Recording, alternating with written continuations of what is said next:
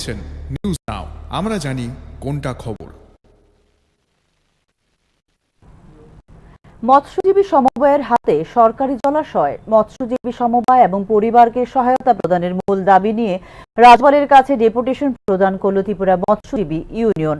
আধুনিক মৎস্য বাজার গতলা, সকল ভাতা 5,000 টাকা, গৃহহীনদের গৃহ নির্মাণে 25 লক্ষ টাকার আর্থিক সহায়তা প্রদানও ছিল এই ডেপুটেশনের অন্যতম দাবি। এদিন ত্রিপুরা মৎস্যজীবী ইউনিয়নের একটি মিছিল রাজধানীর প্যারাডাইস চৌমুহনী থেকে শুরু হয়ে পরিক্রমা করে শহরের বিভিন্ন পথ।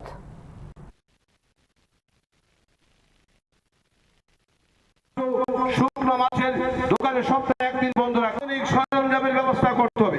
তাদের বিনা সত্ত্বে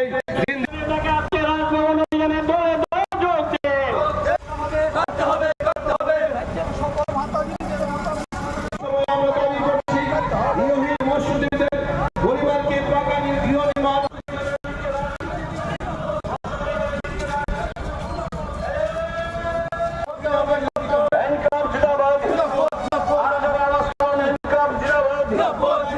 সরঞ্জাম ব্যবস্থা করতে হবে।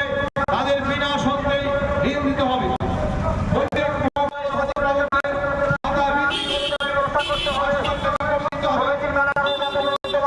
নির্মাণ করে দিতে হবে। গৃহ নির্মাণের জন্য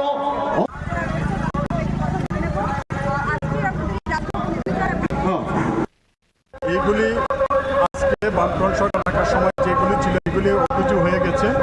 এইগুলি নিয়ে তাদের হেলদুল নেই এই গভর্নমেন্টের, এবং পাশাপাশি ডেভেলপমেন্ট যা ছিল মৎস্যজীবীদের সাথে, মাছ বাজার থেকে ধরে বিভিন্ন জলাশয় মৎস্যজীবীদের হাতে, এবং মৎস্যজীবী যারা যাদের ঘর নেই তাদের ঘরের ব্যবস্থা করা, এবং ঘরের এই ব্যবস্থার মধ্যেও আমরা দেখেছি যে 1,30,000 টাকা গভর্নমেন্টে এটা হয় না।